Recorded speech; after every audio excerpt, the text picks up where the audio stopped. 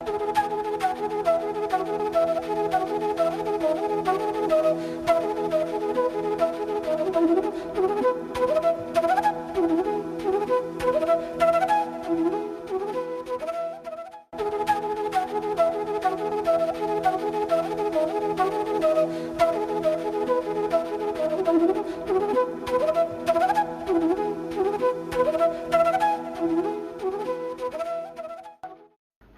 afternoon. Welcome to EduSat Network. Friend, as you know, today we are having discussion on subject political science. The topic, precise topic is evolution of democratic discourse in India. You all know that democratic practice was followed during the ancient times, and after some times the other form of the government was adopted. And if we start from the ancient time to modern time, we find a number of changes and a number of new initiative adoptions have been taken. But the major event comes the debate of Constituent Assembly in modern India, and then a new kind of thought was given to adopt the democratic practices in India, having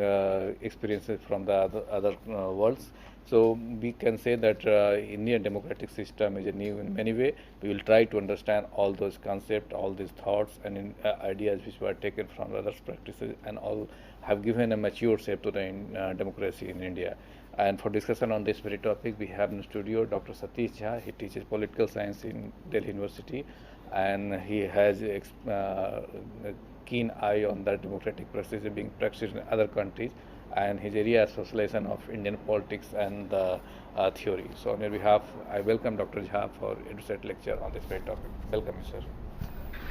Thank you. In fact, today's theme for discussion,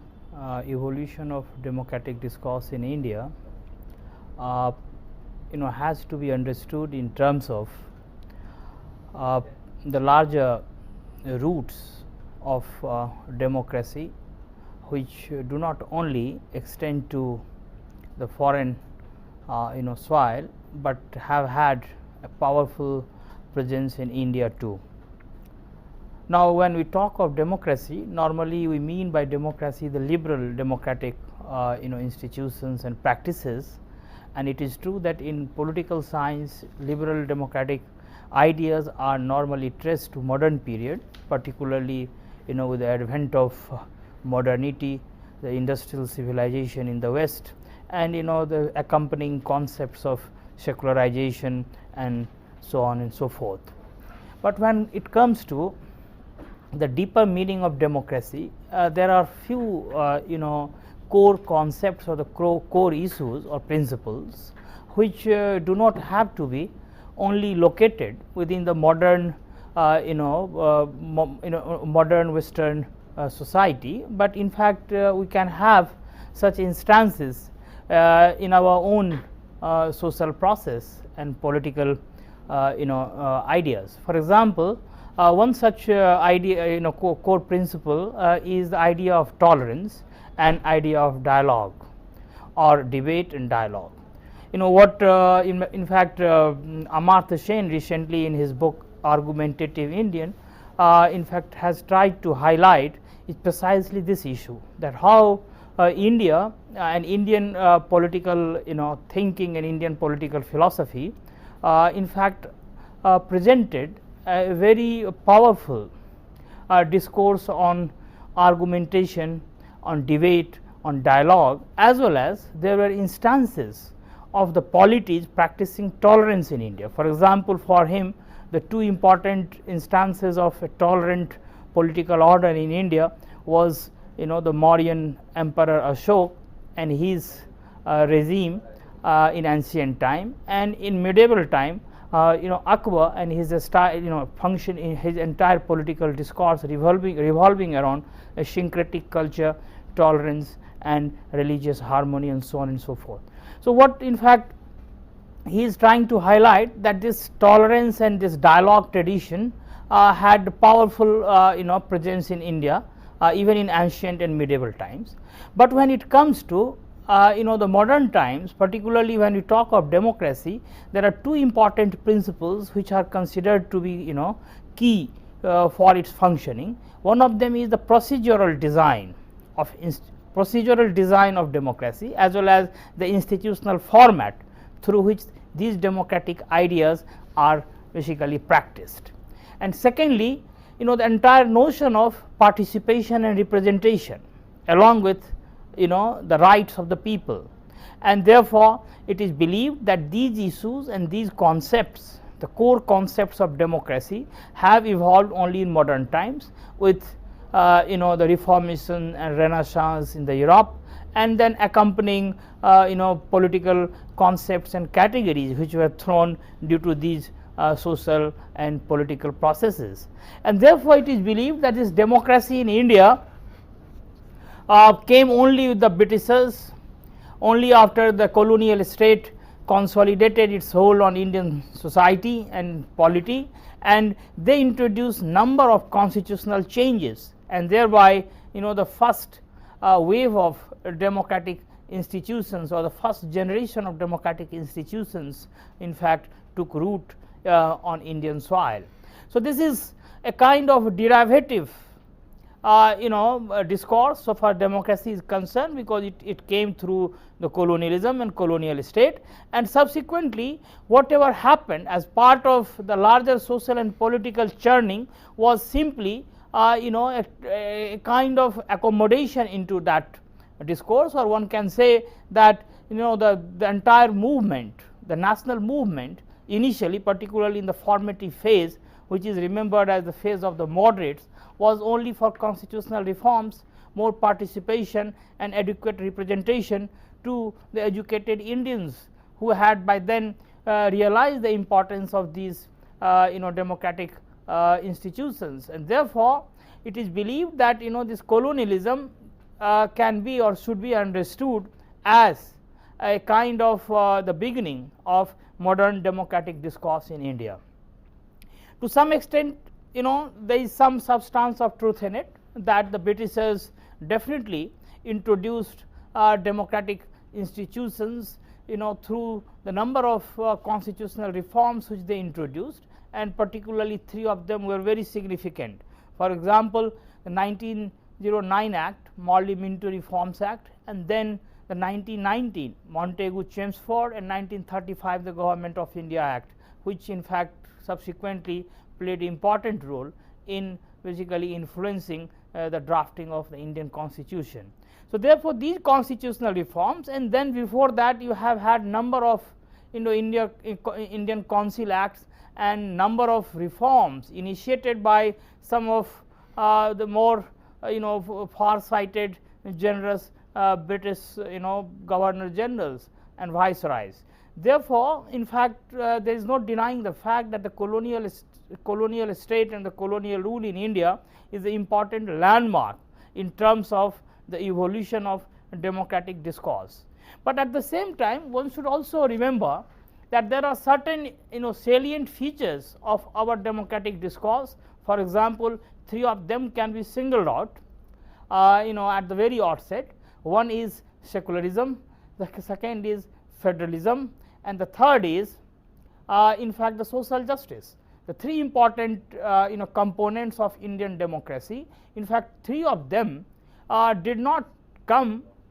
automatically due to the colonial practice of democratic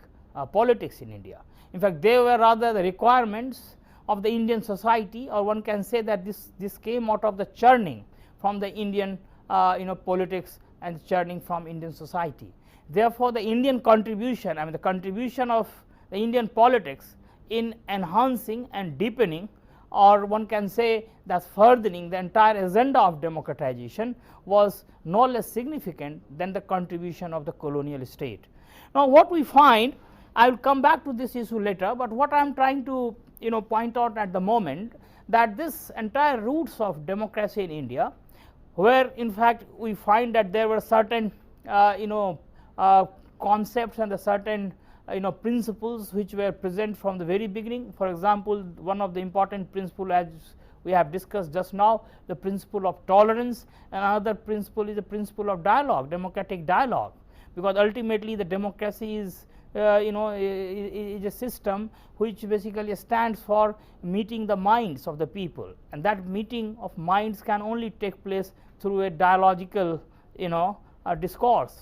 I mean, it can only take place if there is a constant process of interaction, negotiation, dialogue, and therefore in fact this type of transaction, political transaction, was not alien to Indian politics or Indian society, as we have seen that from the ancient times. I think in ancient times a lot of people feel that there were many institutions which were basically one can say that they were in fact the first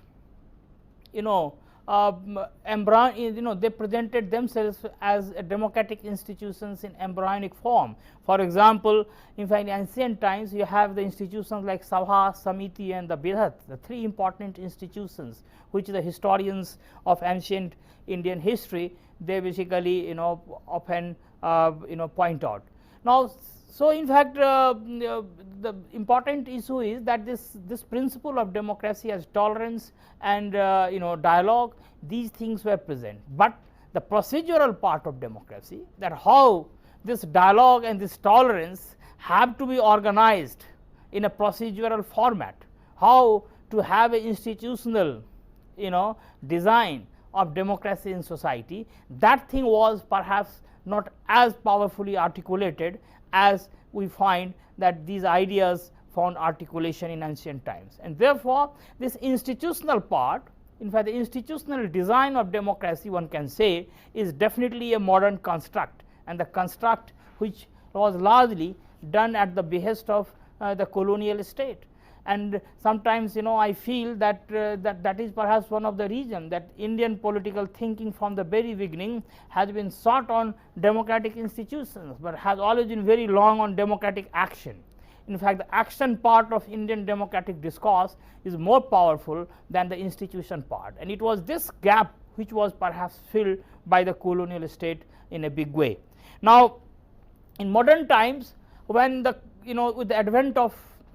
British rule in India, what we find that because of the number of implications that rule had for the Indian people and Indian society, you had number of different types of churning, and one of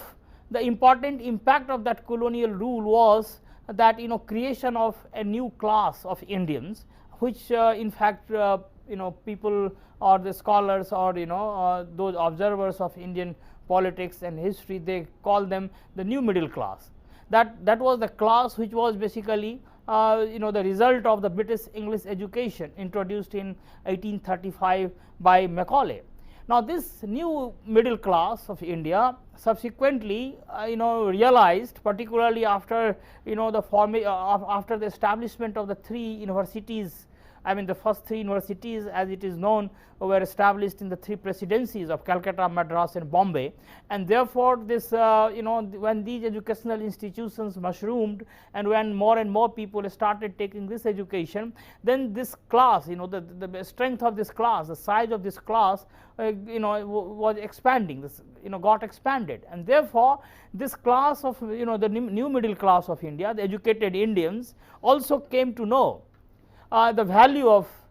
democracy and democratic institutions, the value of democratic rights, and therefore what we find that after 1857-58, particularly after the establishment of these universities and this consolidation of this new class of Indians, what we find that the 60s and 70s, 1860s and 70s, you have had a powerful articulation, or one can say a kind of clamor for these democratic values, these democratic institutions, and therefore the beginning of the first democratic reforms, one can say, was witnessed in 1884 with the Lord Ripon, the Governor General Lord Ripon. In fact,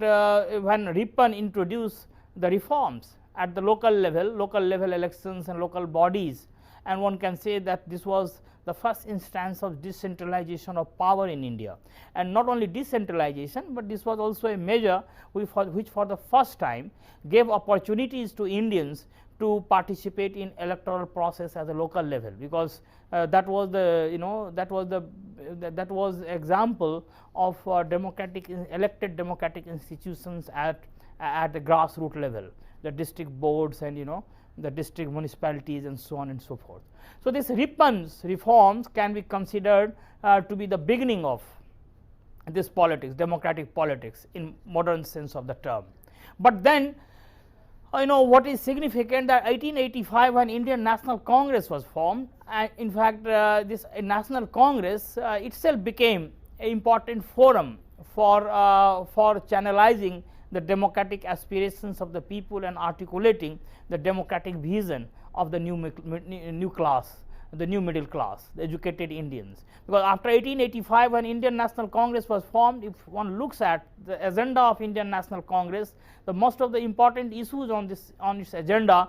used to be the constitutional reforms. In fact, therefore, at times these nationalists, I mean the first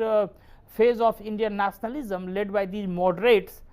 is remembered as the politics of constitutional reforms, because they simply wanted constitution to be reformed, the new laws should be enacted, and the people should be given more civil and political rights. So, I think that was their discourse, the discourse of constitutional reforms and constitutional rights, and hence they were also called moderates, because they were so moderate in their approach, because they did not want to breach the basic principles of democratic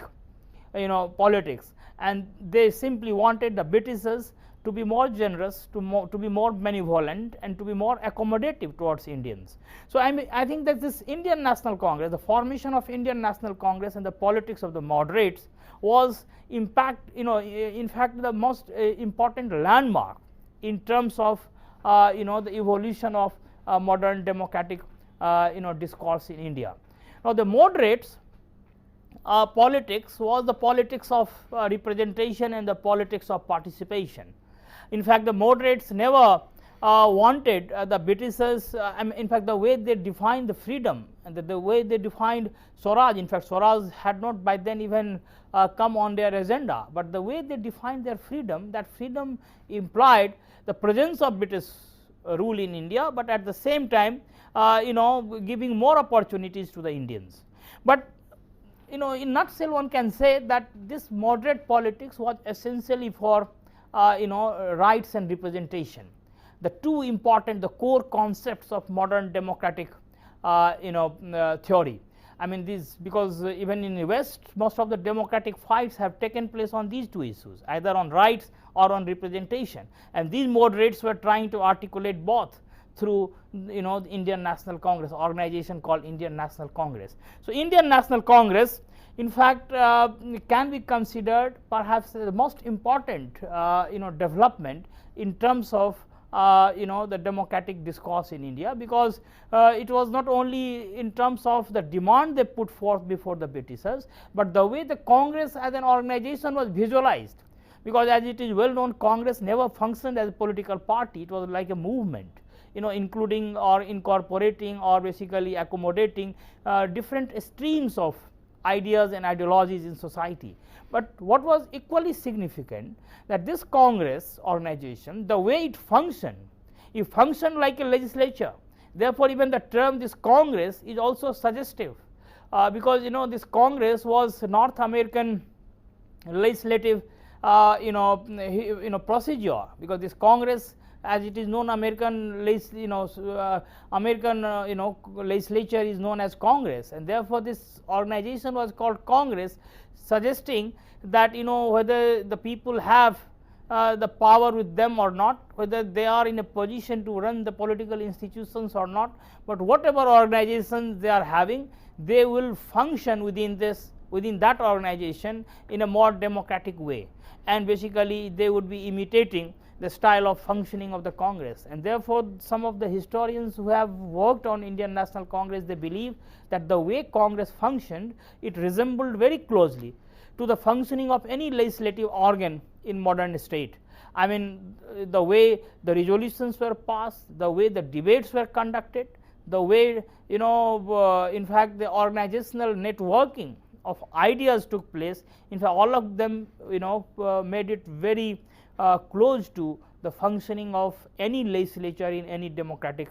system. So, in fact, that way one can say that this Indian National Congress was trying to do two things at the same time. On the one hand, to force this nationhood, because perhaps that was the most important task before it, because how to weld people into a nation, how to build a nationhood, concept of nation in India, because that was the biggest challenge for them, because the Britishers always argued that neither India was as a nation or could ever become a nation, because of there were a number of factors which basically militated against the spirit of nationhood. So, in fact, the Indians would never basically realize this dream of becoming a nation. So, Indian National Congress definitely had a big challenge before it, that how to forge a nation. But another important job which they discharged, and another job which they perhaps performed with full perfection and deftness, was political education, because they were educating the people about the value of political action. And this education was no mean achievement. If we look at their situation from the point of view of 19th century India, in today's context it is not very difficult to realize or to understand what politics is. But in 19th century India, when there were umpteen problems, I mean in terms of literacy, backwardness, poverty, division among people along caste, community and other lines which are still there. But I think that the entire value of politics and teaching to Indians, or basically conveying to Indians the value of politics, was definitely a very difficult job. So, therefore, this Indian National Congress, if was imparting this political education, one can say that it was one of the most difficult job perhaps they have set for themselves. And if they succeeded in it, and to some extent one can say, to great extent rather, one can say that they achieved success on this front, because what happened, that the politicization started and gradually picked up momentum. So much so that in 20th century, the first part of 20th century, with the militant nationalism, and then subsequently with the advent of Gandhi, when a mass movement in India started, and the participation of the people increased, not only in the cities but also in the countryside. And when people say that Indian national movement became a mass movement, one can say that it was fallout of that political education, or one of the fallouts of that political education, which was started by this politics of moderates after the formation of Indian National Congress. So, this entire evolution of democratic discourse and the contribution of the moderates politics has to be acknowledged, because they definitely played very important role. It was not simply the Rippon's reforms, or the reform, I mean constitutional reforms, or the different acts which were promulgated by Britishers, that only contributed to the evolution and growth of Indian democratic discourse, but the contribution of the Indian people, particularly the Indian middle class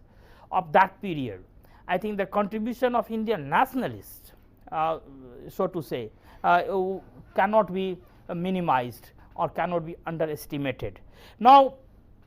the Britishers, of course, because of two things, because of the pressures which were being generated from the Indian people, and because of certain administrative challenges which they were facing. In fact, they as I mentioned that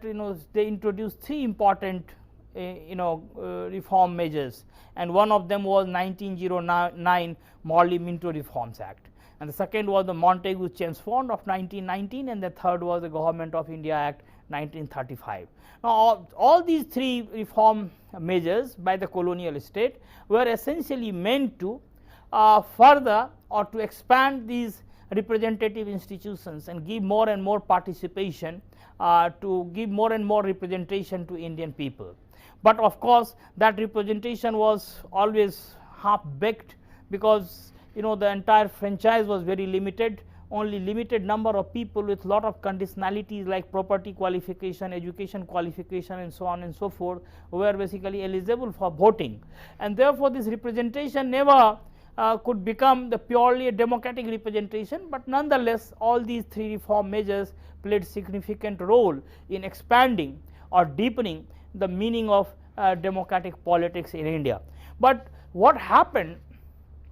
after India getting independence 1947 is perhaps most significant, because 1947 India gets independence, but before that 1946, when because of the cabinet mission plan, the Constituent Assembly was formed and Indians got the opportunity to draft a constitution for themselves. That was perhaps the first major test of the Indian capability to draft a constitution and to visualize or to envision a democratic order for them. Now, therefore, this Constituent Assembly becomes a very important site for testing the capability of Indian people in terms of their vision, in terms of their commitment, and in terms of their resolve to to institutionalize the democratic discourse in India, a discourse which one can say that has had a long tradition in India, starting with the ancient down to the modern times. Therefore, the Constituent Assembly deliberations or the debates, one can say, is a very important document. I mean, the Constituent Assembly debates now, which are available in number of volumes, I think is a very important document, because what we find in these deliberations, in these debates, that the Indian people are doing two things. On the one hand, they are trying to work with a system with which they are familiar, the system which was handed down by the Britishers, I mean the liberal democratic institutions, so to say. In fact, the system or the tradition which was not something originating in India for the first time, but has had had already been tested in the West, particularly the two important inspirations or the influences on the liberal democratic politics in India. One was the American and other was the British tradition. Only one can say that in certain cases one can see that we have had the influence of some other traditions, but mostly it was the American and the British tradition which influenced the Indian democratic discourse as it materialized in the Constituent Assembly debate. Now, that was one thing, that the Indian nationalists or Indian representatives of the Indian people who met there in the Constituent Assembly, they were trying to deal with this tradition, and then they were trying to harmonize it with their own problems and with their own challenges. And number two, in that process they were also trying to go beyond it, trying to innovate the new measures, the new ideas, so that Indian challenges could be taken on the Indian pitch or the Indian turf, without simply relying on those ideas and those traditions which had come to them from outside. They are also trying to make sense of their own problem, and therefore what we find that the way different contrarian traditions, or one can say that different traditions which had never met with each other in other Western systems, were perhaps for the first time in India were given the opportunity to talk to each other, to basically to coexist side by side. For example, this entire parliamentary democracy coexisting with a system of judicial review, or the parliamentary democracy existing with the federal system. In fact, so much so that now people feel the parliamentary federal system, which was the innovation, one can say that innovation, because this American tradition, the democratic tradition, which heavily relies on the two principles, the rights and the federalism, and whereas the British tradition, which relies heavily on the parliamentary supremacy, parliamentary sovereignty and the rule of law. I mean, these two traditions, the way they were wedded together, they were harmonized together, was, one can say, a kind of innovation of Indian Constituent Assembly. Of course, there were many Commonwealth countries which also later on practiced, or before that had tried it, but the India, I think the way it was basically debated in India, the way it was perhaps visualize was some sort of one can say was an innovative enterprise. One can say it was an innovative idea. Now, the three things therefore one can say that was not basically implied in this liberal democratic discourse: federalism, rights, and secularism. In fact, the three things one cannot say that if you have democracy then you have to have three things, but in India I think that the way the three things were harmonized by the Indian people, by the representatives of the Indian people, on the basis of this consideration that the Indian social diversity could not be tackled, the Indian diversity could not be managed without having either of the three, or not either of the three, but without all three, because if you have no federalism then Indian diversity cannot be managed in political form. If you have no secularism then also the Indian diversity will be in problem. If you have no notion of social justice then also the Indian challenges could not be met with political responses. So, therefore, I think this way one can say that this Indian democratic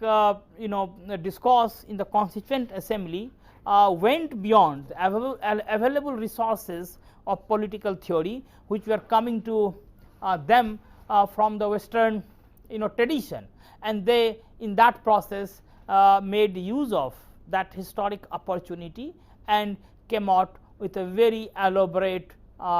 institutional design and very elaborate normative discourse. Now, after Constituent Assembly deliberations, what we find that the way the Indian democracy has functioned in last 60 years is also in fact a very important input into this discourse, because on the one hand this Constituent Assembly on the one hand this Constituent Assembly drafted a constitution which has become a reference point for the subsequent democratic politics. On the other hand, what we find that in last 60 years or more than that, the way this republican discourse with the citizenship rights and so on and so forth has basically practiced democracy, has only deepened this discourse, because in that process what it has done, that by basically being faithful to the constitutional terms of reference, what the Indian democratic discourse has done, that it has basically taken the discourse further ahead in different directions, where the participation, representation and the rights of the people have been basically put on the center of political attention and political action. Now, what happened that after independence, the first Prime Minister, India's first Prime Minister Nehru, in fact who to some extent one can say that was a person who was oriented towards the parliamentary politics of British type. I think he was more comfortable with the parliamentary tradition than with the federal politics, which was more of American than the British. In fact, the Britain does not have the federal tradition. So, basically one can say this federalism was basically the part of the American discourse, not the British one, whereas the parliamentary democracy is purely a British political, comes out of the British political tradition. But Nehru, it appears that was more tilting in direction of the parliamentary politics than in the federal one, and therefore what we find that he did not take much initiative to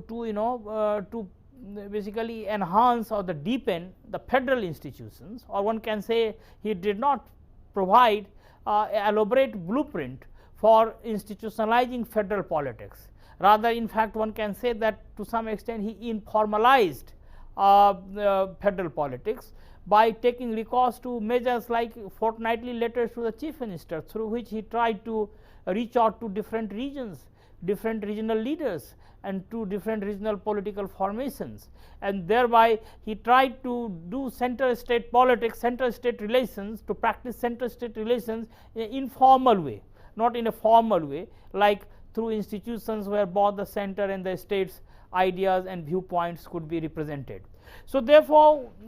in fact this federalization of politics in fact of course occupied a back seat during his period, but the parliamentary part was very prominent. The way he conducted himself in the parliament and outside parliament, the way he took the elections, the way he basically looked at the elections, not only as a renewal of mandate, but as an occasion where the leaders get the opportunity to reach out to people and to know the minds of the people. So I think that during his time this parliamentary politics played important role in integrating the people with the political process, and thereby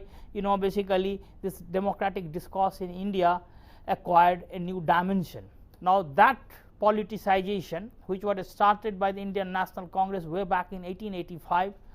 in the phase of the moderates, when they were imparting political education, I think after independence with the periodic and regular elections, I think this politicization was further increasing, so much so that in subsequent period the people became not only aware of their political responsibility and political rights, but their participation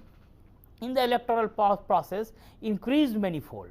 And that increase can be seen that now political scientists have started arguing that there is second democratic upsurge in India. The first democratic upsurge was during the national movement, and the second democratic upsurge can be seen today when the participation of the dispossessed, the participation of the subaltern classes, participation of Dalits, women, minorities, and so on and so forth, have increased manifold, and most of the political institutions, the representative institutions, the legislative bodies are being basically controlled by these people in terms of their presence. And one political scientist, Jafar Lott, even calls it a silent revolution, that it is a revolution which people have not felt that way, but that revolution has materialized and it has completely transformed these political institutions. So this is how parliamentary politics has basically gone further due to the deft handling of Indian political leaders and because of the politicization of people. The federal part of the politics has also in course of time been further refined and has further got enhanced. For example, with the federalization of polity, particularly it is believed that it has happened due to the coalition politics after 89, and this federalization of politics has completely transformed the Indian polity. Without having a constitutional design endorsing that type of federalization, the Indian polity has been federalized because of the unleashing of certain political and social forces, and therefore the federalization, which was to some extent one can say was at the at the back seat in the formative phase of Indian Republic, I think that subsequent period it has caught up with the parliamentary politics of Indian democratic discourse. Now, so two things have gone side by side. So basically one can say that federalism and the parliamentary politics are two core concepts of modern democratic ideas, and one can say that both of them have acquired new dimensions. Now similarly, there are certain other aspects of democratic discourse, that how to have the redistribution of resources in a democratic way. That is another challenge, because we have only two examples through which this what economists call primitive accumulation of capital taking place in history. One is the Western way, this enclosure movement, another was the Soviet way of collectivization. Now India, because from the very beginning was unique in some sense, because India was the only country where basically its beginning, I mean at the very outset, it gave the franchise to everyone, I mean, universal adult franchise came as a right to everyone at the beginning of our democratic experiment. Now, what happened in the West, that even the women got franchise quite late, and the other sections, of course, were given this right due to after sustained struggle. So, in that sense, one can say that India was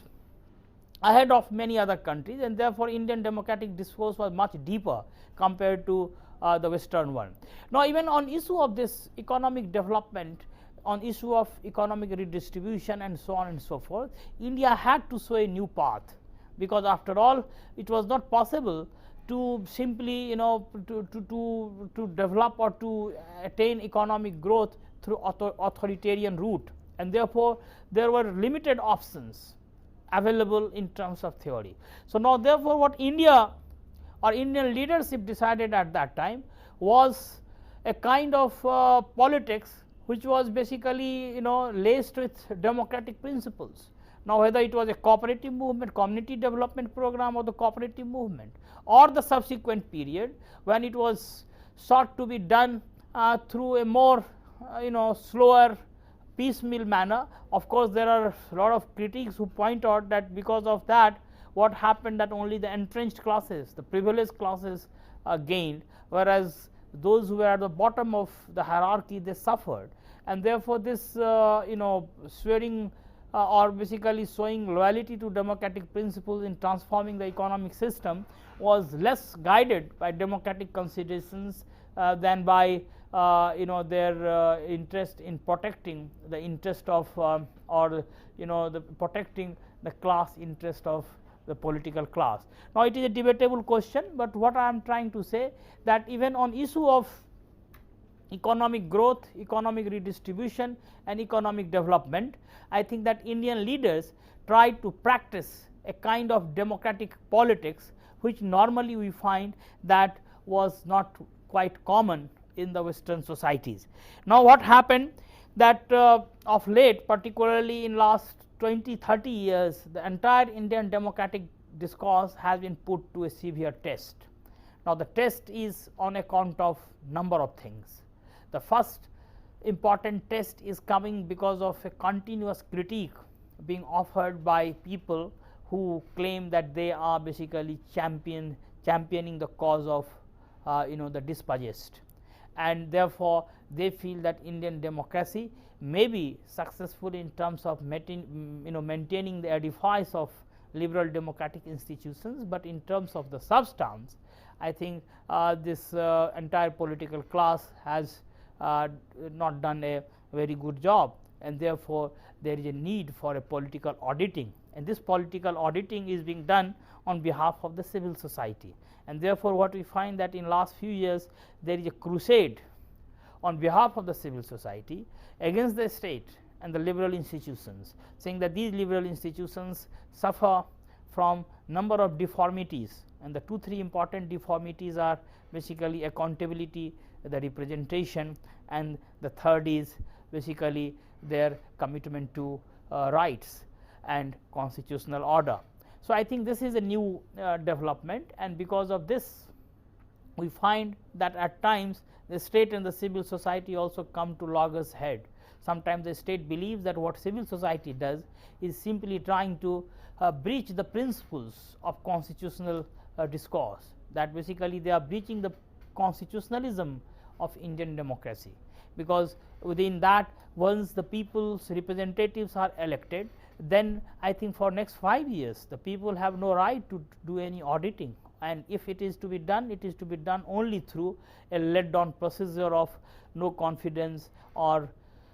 censor motion or whatever within the legislature, but not on the streets and not outside the parliament. So, that is one. Secondly, that people's will, it is not the civil society which represents the people's will, but it is basically the representatives of the people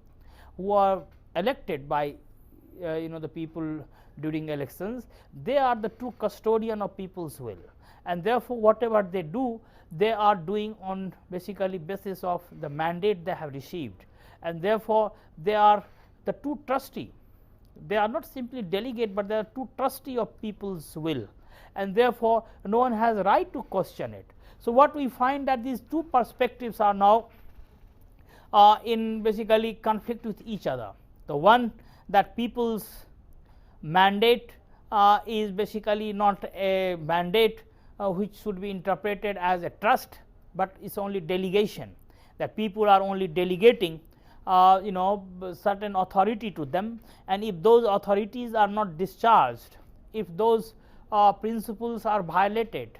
if those principles are breached, then people reserve the right to question them even before the end of their tenure. So, I think this trust versus mandate debate within democracy, which is as old as Mill and Burke in Western political thought, is again resurfacing in India today. And we find that with the passing day, with every passing day, you have new forms of these protests emerging, and the political class of India today in fact tries sometimes to brush this question under the carpet, but at times when they basically address it, at times when they confront it, when they deal with it, their response is simply in terms of positing parliamentary democracy against this civil society. But I think that if the Indian democratic discourse has to move further ahead in the present situation, in the present context, when the new challenges are emerging, in fact the challenges which at one time made the Indian leaders, the Indian visionaries, to address some of the challenges of that period and come out with some very refreshing and innovative ideas, today's challenges have also to be addressed in the same fashion. Instead of being dismissive about them, instead of simply rubbishing them, it is better that a more imaginative response is given to these challenges, because it is after all people's churning. Why is it that people are suddenly articulating their democratic aspirations, sometimes also outside electoral arena? They simply not only go and vote and elect their representatives, but they also expect the political representatives to be vigilant about their aspirations, to be cautious, and to be in constant interaction with the represented. So, I think these representatives and the represented dialogue which is taking place today is a historic moment, and this historic moment can be utilized to basically to come out with a more deeper democratic discourse, which can perhaps also give a new blueprint for democratic institutions, a blueprint which will be perhaps more effective in channelizing the democratic aspirations of the people. And therefore, these new social movements which are emerging on number of issues, whether it is environmental concerns or the gender issues, or issue of big dams, or displacement of people, or the development concerns, or the anti-corruption crusade of the civil society. All these movements, the new social movements, are very important moments, historic moments, for basically in envisioning and imagining the new democratic institutions and envisioning a new democratic order for India. And how the political class today rises to this occasion, I think it is a real test of our democratic politics, and it is the real test of our democratic discourse. What we find that on the one hand, these challenges are there, and the response of the political class is also forthcoming, but at the same time we also find that there are number of reform measures. There are number of reform measures initiated by the Indian state to deal with some of the challenges, and these reform measures have come from the agencies like, or institutions like Law Commission, Election Commission. So much so that few years ago, around 2000, a commission was instituted by then NDA government called Venkat Chelaya Commission. In fact, this commission was meant to have a second look at the entire constitution, and this Venkat Chelaya committee report is an important document to basically understand the response of the political class, that how they are trying to basically chart out the new we will discuss this, but before that we take up a question from Uttar Pradesh. Welcome friends, please ask your question. जी sir, मैं जानना चाह रहा हूँ कि एक तरफ हम लेसर शेयर इकोनॉमी को और ज़्यादा डीप करते जा रहे हैं, और दूसरी तरफ हमारे भी डेमोक्रेटिक एस्पायरेशन अभी बहुत ज़्यादा बाकी पड़े। तो कुछ ऐसे बिंदु आप बताएं जिससे इनके बीच में एक अच्छा समायोजन स्थापित किया जा सके। This is a matter of discussion. One can't say that what the three other points Question could be. is that democratic aspirations And economy, more emphasis on economy. More impossible. नहीं, आपका कहना सही है। ये दोनों चीज़ों के बीच में कैसे तालमेल बैठाया जाए, यही पॉलिटिकल क्लास का एक रियल टेस्ट होता है। क्योंकि जो डेमोक्रेटिक जो एस्पिरेशंस हैं वो तो हमेशा बढ़ेंगे ही, और ख़ास करके जो इकोनॉमिक जो ग्रोथ है, जो इकोनॉमिक चैलेंजेस है, उसके साथ दो चीज़ होता है। कई बार जो ये डेमोक्रेटिक एस्पिरेशंस हैं उसको और सहारा मिलता है बढ़ने का, और कई बार इसमें फ्रस्ट्रेशन आता है। कई बार लोग उदासीन हो जाते हैं, क्योंकि एक तरफ पाते हैं जो समाज की जो विषमता है वो बढ़ जाती है, और विषमता के कारण उनके जो लोकतांत्रिक हक हैं वो मारे जाते हैं। और कई बार ये होता है जो उस आर्थिक विकास के साथ यदि ये लोकतांत्रिक प्रक्रिया का तालमेल बैठा रहे, जो विषमता है उस पर एक अंकुश बना रहे, तो सामाजिक जो समाज के भीतर जो लोकतांत्रिक जो व्यवस्था है उसकी साख भी बढ़ती है, लोगों का जो भरोसा है वो भी बढ़ता है। और यही एक तरह से कहा जाए तो राजनीतिक जो वर्ग है, जो पॉलिटिकल क्लास है, उसका सही जांच होता है उसके विजन का, जो किस रूप से आज नहीं, आज के 10 साल के बाद आने वाले राजनीति की जो चुनौतियां हैं उनको कैसे आज देख रहे हैं, यही उनकी मुख्य रूप से उनकी जांच होती है, उनकी क्षमता की। तो भारत के भीतर आपका कहना सही है, आज ये सबसे बड़ी चुनौती है, और इसीलिए हम पाते हैं जो विभिन्न तरह के सामाजिक आंदोलन देश के विभिन्न कोने में फैल रहे हैं। और ये सामाजिक आंदोलन का मुख्य उद्देश्य दो ही है, एक तरफ उनकी लोकतांत्रिक इच्छा, लोकतांत्रिक महत्वाकांक्षा, और दूसरी तरफ जो आर्थिक व्यवस्था से उनके मन में जो क्षोभ है, वो आर्थिक व्यवस्था के क्षोभ के कई कारण हैं। कुछ आर्थिक जो विकास जिस रूप में हुआ है सबों तक उस विकास का फायदा नहीं पहुंच रहा है, कुछ जो आर्थिक विकास है और उसकी जो विसंगतियां हैं, जो कंट्राडिक्शंस हैं, जो राज्य व्यवस्था के कारण हो रहा है। तो इन तमाम चीज़ों के कारण समाज के भीतर ये सबसे बड़ी चुनौती है, और ये चुनौती अलग अलग रूप से प्रकट हो रहा है, और इसको हम कैसे संकेत के रूप में लें और संकेत को कैसे हम बदलें, एक ऐसे लोकतांत्रिक सिद्धांत और एक लोकतांत्रिक संस्था का रूप दें जो भारत के भीतर एक नए परंपरा की पुनः शुरुआत हो। एक ऐसी परंपरा जो कि अभी मैंने चर्चा किया, जो एक लंबे अरसे से चला और भारत के राष्ट्रवादियों ने एक महत्वपूर्ण भूमिका निभाई, लेकिन अभी पुनः वो एक ऐतिहासिक क्षण है, जिस क्षण का प्रयोग करें और एक ऐसा संस्था और एक ऐसे विचार को हम लोग एक ठोस रूप दें जो कि आगे के समय में भी भारत ही नहीं बल्कि विश्व के अन्य देशों के लिए भी एक उदाहरण बन जाए। Okay, that is true, but 2 points. One is the democratic ambition and the other is democratic aspiration. So why we have failed to come up to the democratic aspiration of the people? It is because of we lack the democratic temper. So democratic temper, in fact, I will not say it is democratic temper, because when we talk of democratic temper, there are two things very important. One is, basically the entire tradition of dialogue and debate, and another thing is tolerance, sahishnunta. The two things, because without that you cannot have any democratic temper world over, not only in India. Okay. Listening to other point of view, accommodating others ideas and others point of view, and tolerating the multiple identities and multiple viewpoints. I think that is the core of any democratic discourse. Okay. So in India, I think there is no dearth of the two things, not in modern times, but we have discussed from the ancient times, and that's why this I mentioned also Amartya Sen's book Argumentative Indian. He says that from ancient times, if one looks at it, then one finds that compared to Western societies, India has had more powerful discourse on the two,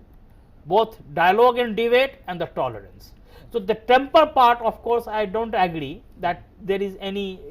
dearth of it. The second part, that aspirations are growing. Aspirations are growing, that is also not something bad. It's an indicator of a healthy polity, that people's aspirations are growing, people are becoming more restless for their democratic rights and representations. The only thing is that how those rights and representations are basically shaping themselves, how they are translating into some valued social goods, how the institutional design is there to accommodate those aspirations. Okay. And here in fact the problem lies, that if your institutions do not grow at the same pace, then there is a mismatch between the aspirations and the institutions. And therefore, I think I would also add at the end that that's why today perhaps there is a time to think about participatory institutions, more and more participatory institutions. Okay. So the main challenges is to accommodate the different views and move further, taking along all the aspirations of the people. Right. The challenge is there. So Right. how can we make this challenge, turn this challenge as an opportunity? In fact, this we have to simply take this challenge in a different way, not as something which is being basically intended to question the political authority or the question the constitutional edifice of Indian democratic discourse, but as a fresh input into it, an input which is coming from the civil society, the input which is coming from the people, which may not be coming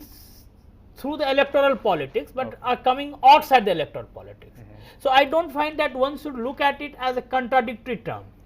That if they are articulating something, that means they are questioning the sanctity of electoral politics. They have to complement each other today, and one has to see it that way. Okay, so well friends, with this we conclude the lecture, and I thank all of you for watching the lecture, and on your behalf I thank Dr. Satish Shah for giving such an insightful lecture. Thank you very much. Thank you, Mr.